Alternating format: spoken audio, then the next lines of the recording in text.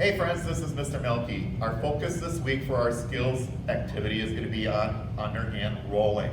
First thing I want to do is go over some cues for the underhand roll. You want to start with your feet together. Okay, you want to have a little bit of a bend in your knees.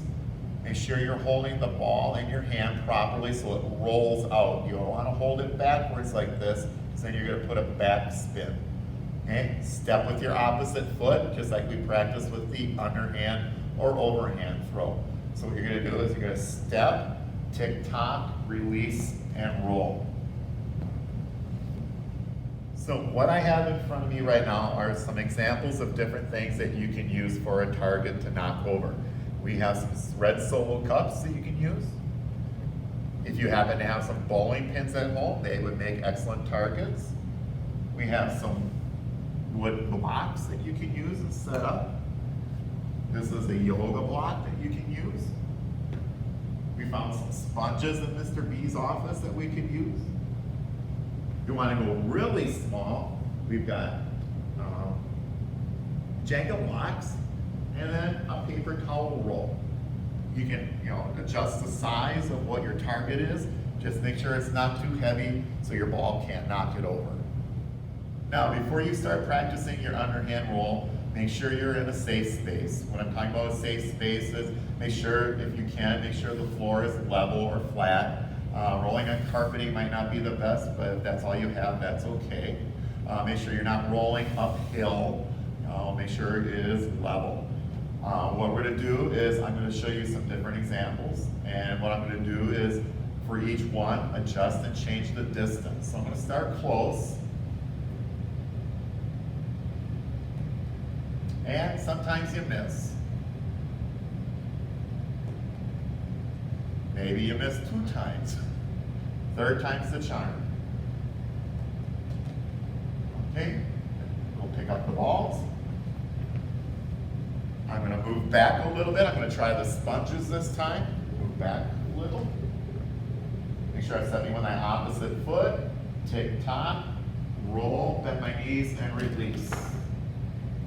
Run over and pick up the ball. Let's try the wood blocks. I'm going to go even further back this time.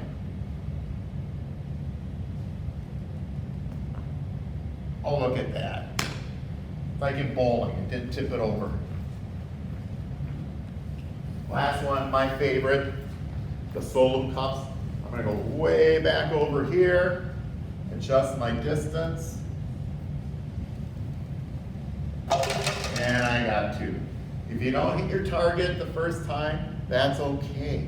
Don't get upset, don't get frustrated, keep practicing. Hey everybody, it's Mr. Boardman. What I want to do now is talk about changing up your roll a little bit. We're going to use the same pattern, but we're not going to use a lot of force. We want you to roll now with control, trying to stop it on top of a target. I have 4 examples for targets over here. I just put a piece of paper on the floor. I took my scarf that was in our in-home learning kits and laid that flat on the ground. I had a little poly spot, and then I also took a really flat book over here. So again, just like Mr. Milky demonstrated, you're going to determine your distance. I'd recommend about 5 feet, maybe more if you're really good at it. And then you're going to have your ball in your dominant hand. You are going to step and tick-tock and bend and roll. And as you can see, that one was a little bit hard, okay? But I'm going to try a different target, so I'm just going to bump over to the scarf. I'm going to think about the force that I used and try to take a little bit off. Step, tick-tock.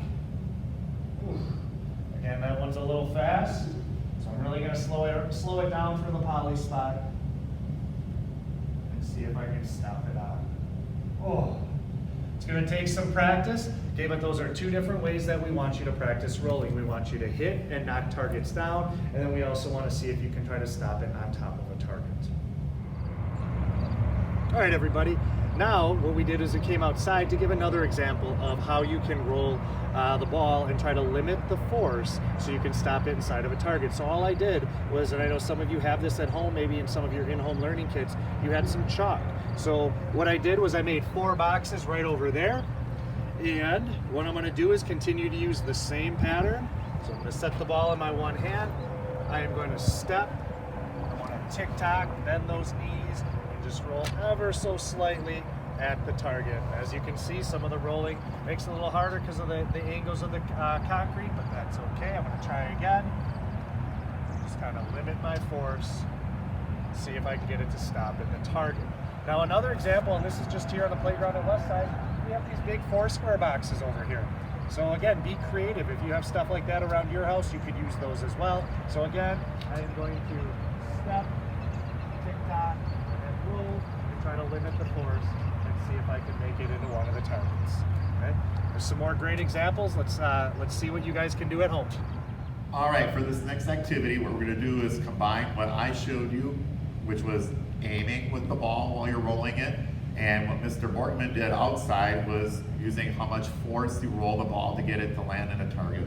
So we made up this fun little activity or game right here. A lot of you got pizza boxes from your at-home learning kits. So what we did, we just unfolded the pizza box. If you don't have a pizza box, you can use whatever you have at home that's convenient, and we made a little ramp.